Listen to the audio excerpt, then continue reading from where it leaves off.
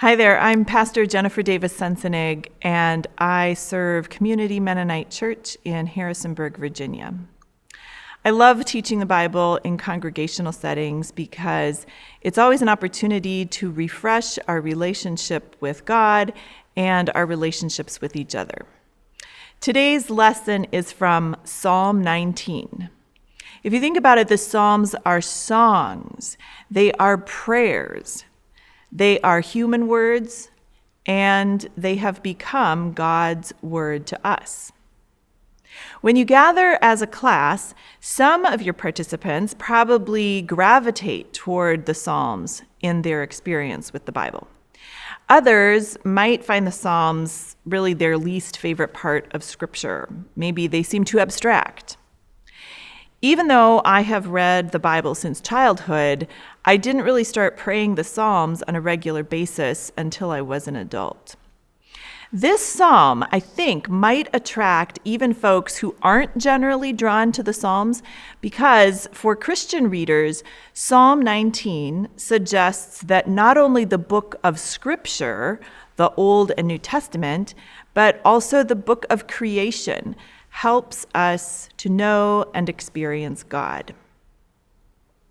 If I were teaching this lesson, I would begin by briefly sharing an experience of awe in creation, and maybe invite a few others to briefly share one of their awe-inspiring experiences in the natural world.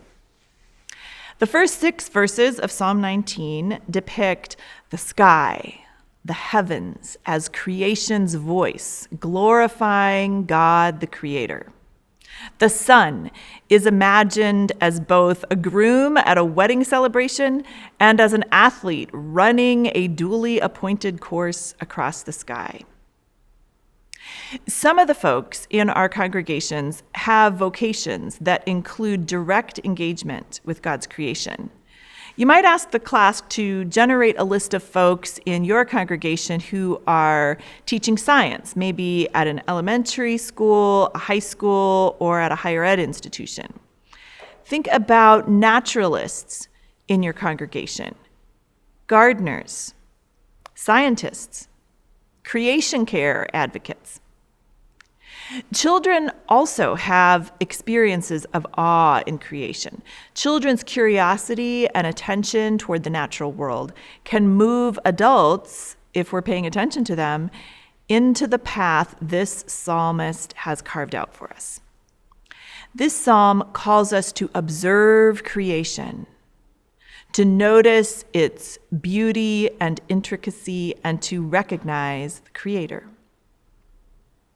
One of the paradoxical ideas from Psalm 19 to ponder is that the voice of creation is not heard, in verse 3, yet the voice goes out to all the earth.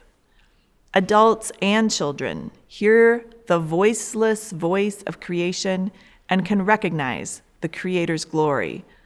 Whenever this happens, it's worship, it's faith. The second section of the psalm, verses 7 to 11, focus on God's law, or Torah. The psalmist describes the value of regularly engaging the scriptures. The law of the Lord is perfect, reviving the soul. I have some experiences of scriptures that have revived my soul when I was distraught or lonely or discouraged. One way of focusing some conversation in your class about how Scripture works in our lives is to consider scriptures that have been meaningful to you that you would pass on to others. What scriptures have revived your soul?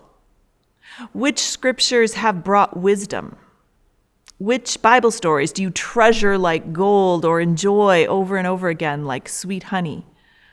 Our congregation has a tradition of giving Bibles to 12-year-olds each year in January.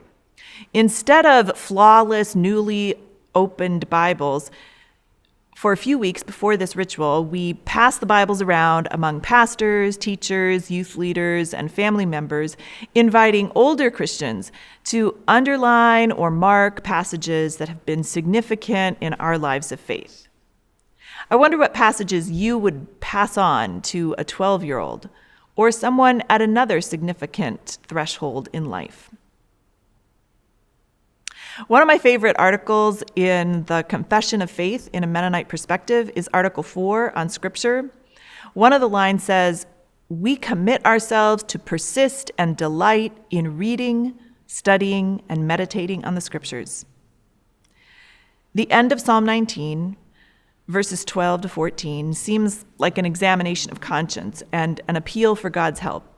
It may seem like these three sections are dealing with very different topics, the part about creation, then the part about Scripture, and then this ending. But there are some connections, don't you think? Being a careful observer of the natural world might prepare us for careful observations as we read Scripture, and vice versa. This same care acknowledges our own capacity for error and submitting our words and meditations to God. Finally, one of the questions I often ask when studying a psalm is, when might Jesus have prayed this psalm? If you give folks in your class a few minutes of silence to ponder this, you might be quite surprised to hear their responses, and you could learn something new together. I also often ask myself, who do I know that might need this psalm prayed for them? In a final reading of the psalm at the end of your class session, some participants might be imagining they are joining Jesus in praying this psalm. Others might be interceding for someone who needs this psalm. Others might receive it as enlightening their own eyes. Blessings as you prepare.